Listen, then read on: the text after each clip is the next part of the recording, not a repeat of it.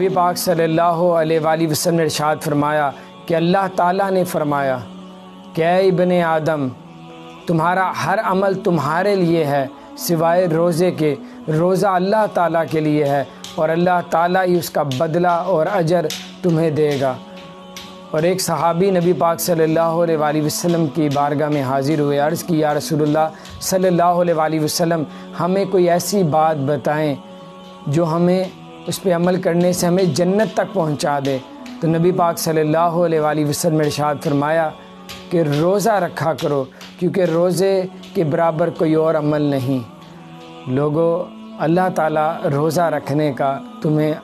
بدلہ دے گا، اجر دے گا، تو اللہ تعالیٰ اپنی شان کے مطابق تمہیں عطا کرے گا۔ اور نبی پاک صلی اللہ علیہ وسلم نے یہی ارشاد فرمایا کہ روزے جو ہے رکھنے والا جو ہے وہ جنت میں جائے گا، اس کے برابر کوئی اور عمل نہیں ہے۔ اور جنت میں 8 دروازے ہیں اور ایک دروازہ جو ہے وہ صرف روزے دار کے لیے، اس میں داخل ہی روزے دار ہوگا۔ اور یہاں تک کہا جاتا ہے، روایتیں ہیں کہ 70,000 جو اللہ تعالیٰ کے لیے روزہ رکھتا ہے تو اللہ تعالیٰ اس کے چہرے کو دوزخ کی آگ سے 70,000 میل دور رکھے گا۔ اللہ اکبر۔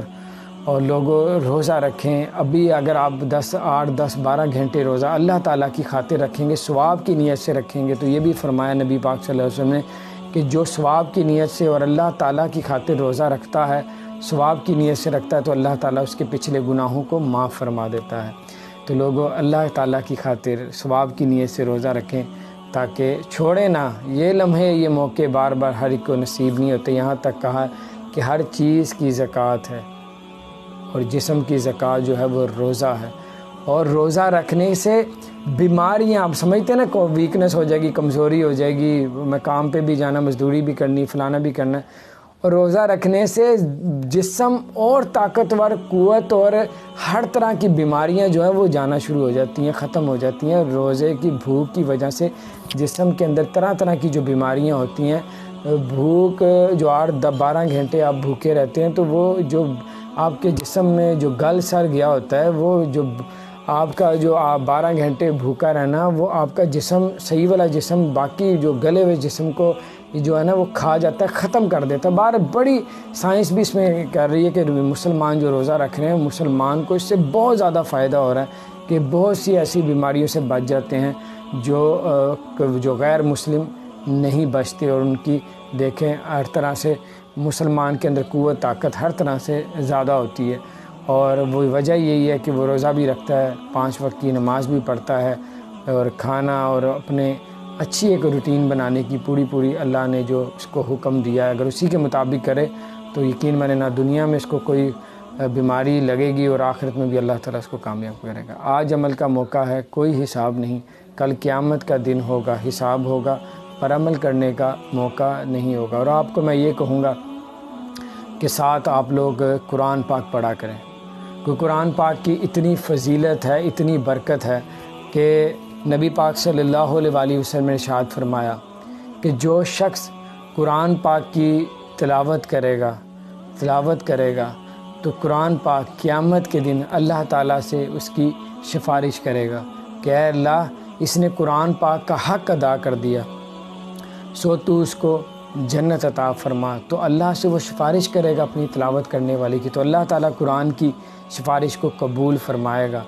اور اللہ اس کو جنت میں اعلیٰ اور بلند مقام عطا فرمائے گا۔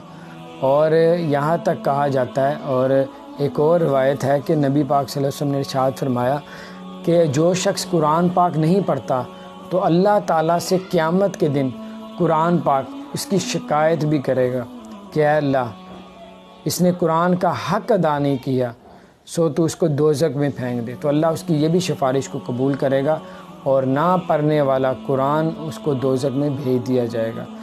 اور یہ ایک اور فائدہ ہے، اگر آپ قرآن پاک پڑھیں گے، ترجمے کے ساتھ قرآن پاک پہ عمل کریں گے، تلاوت کریں گے، تو اگر آپ کوئی بھی، ہر بندے نے موت کا ذائقہ چکھنا ہے، قبر کی مٹی کے پیٹ کے اندر جانا ہی جانا ہے، تو قرآن پاک جو پڑھنے والا ہوگا، اگر اس کو قبر میں عذاب کے لیے فرشتہ یا کوئی عذاب کے لیے فرشتہ آئے گا، اس کے اپنے گناہوں کی وجہ سے جو بندے نے کیے ہوں گے، تو فرشتہ آئے گا تو سر کی جانب سے قرآن پاک کا نور نکل کے اس کو فرشتے کو روکے گا کہ یہ تو قرآن پڑھتا تھا، اس کو عذاب نہ دو۔ اور جو آگے نماز کے بارے میں بتاؤں گا آپ کو، تو اس لیے میرے بھائیو، جو قرآن پڑھتا ہے اللہ اس کے رزق میں اضافہ فرماتا ہے، اللہ تعالیٰ اس کے قلب کو نور سے روشن کرتا ہے۔ جو قرآن پاک پڑھتا ہے اس کے بارے میں نبی پاک صلی اللہ علیہ وآلہ وسلم نے ارشاد فرمایا، جو قرآن اور سنت پہ عمل کرے گا اس کو کوئی بھی ہلاک اور گمراہ نہیں کر سکے گا۔ تو آپ چاہتے ہیں کہ آپ گمراہ نہ ہوں، ہلاک نہ ہوں، تو آپ قرآن اور سنت پہ عمل کریں، انشاءاللہ اللہ تعالیٰ آپ کو کامیاب کرے گا۔ اور تیسری بات یہ کہ آپ لوگ نماز پڑھا کریں۔ نماز دین کا ستون ہے، نماز جنت کی کنجی ہے، نماز مومن کی معراج ہے۔ نبی پاک صلی اللہ علیہ وسلم کی حدیث سے میں سنا رہا ہوں، آپ کو عرض کر رہا ہوں کہ آپ نبی پاک صلی اللہ علیہ وسلم نے ارشاد فرمایا کہ نماز میری آنکھوں کی ٹھنڈک ہے، نماز دین کا ستون ہے، نماز جنت کی کنجی ہے، نماز مومن کی معراج ہے۔ اور یہاں تک فرمایا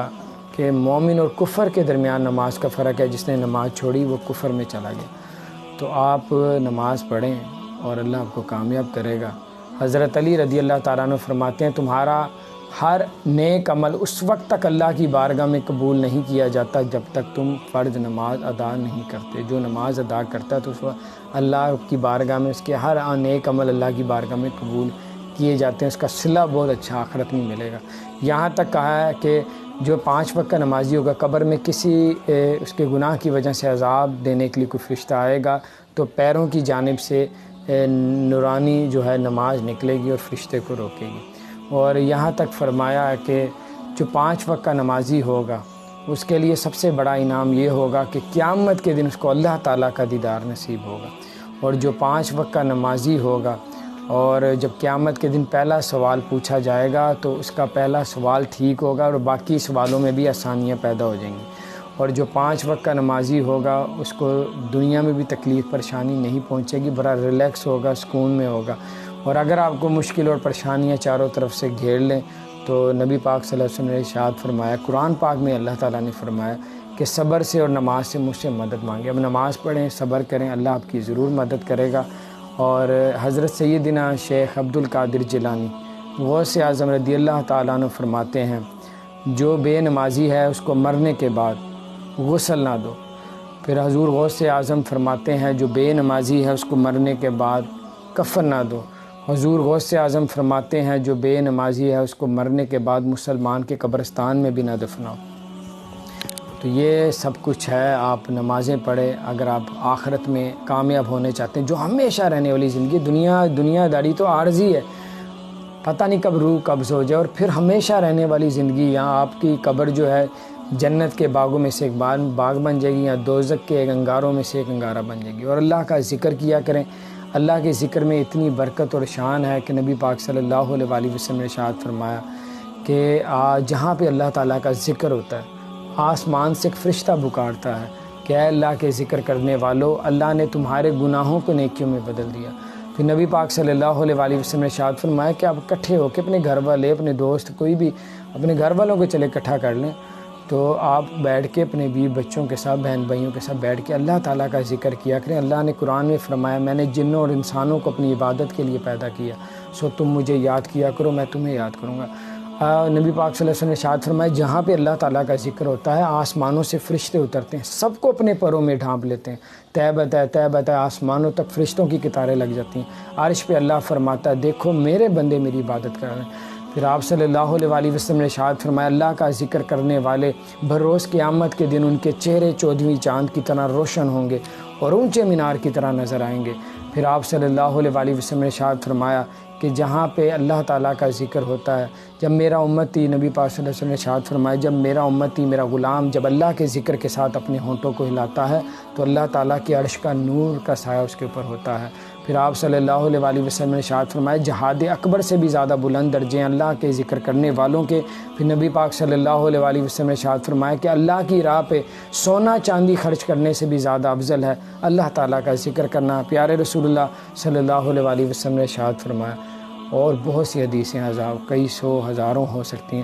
تو بہت سی حدیثیں نبی پاک صلی اللہ علیہ وسلم نے ارشاد فرمایا کہ جب تمہیں دکھ اور پریشانیاں چاروں طرف سے گھیر لیں تو نبی پاک صلی اللہ علیہ وسلم نے ارشاد فرمایا کثرت سے نبی پاک صلی اللہ علیہ وسلم پہ درود شریف بھیجا کرو۔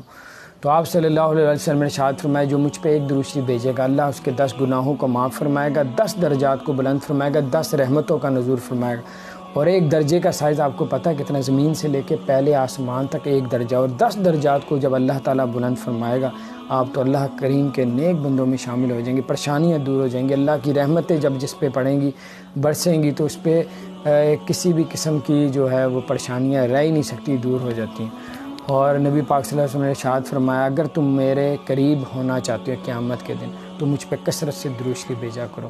اور درود شریف سے آپ کو فائدہ ہوگا، دنیا میں کامیابی ہوگی، موت کے وقت بھی کامیابی ہوگی، قبر میں انشاءاللہ نبی پاک صلی اللہ علیہ وسلم کی زیارت ہوگی، آپ کو پہچان نصیب ہوگی، نبی پاک صلی اللہ علیہ وسلم قیامت کے دن آپ کی شفاعت کریں گے۔ اور نبی پاک صلی اللہ علیہ وسلم نے ارشاد فرمایا جس نے اپنے ماں باپ سے بڑھ کر، بیوی بچوں سے بڑھ کر، اپنی جان سے بڑھ کر مجھ سے محبت نہ کی اس کا ایمان مکمل نہیں۔ نبی پاک صلی اللہ علیہ وسلم سے دل سے اپنی جان سے بڑھ کر محبت کریں، اللہ تعالیٰ آپ پہ کروڑوں رحمتوں کا منظور فرمائے گا۔ اس ویڈیو کو لوگوں کے ساتھ شیئر کریں، ہو سکتا ہے کسی کے دل میں یہ بات بیٹھ جائے اور آپ کو اس کا اجر ملے انشاءاللہ۔ آج عمل کا موقع ہے، کوئی حساب نہیں، کل قیامت کا دن ہوگا، حساب ہوگا پر عمل کرنے کا موقع نہیں ہوگا۔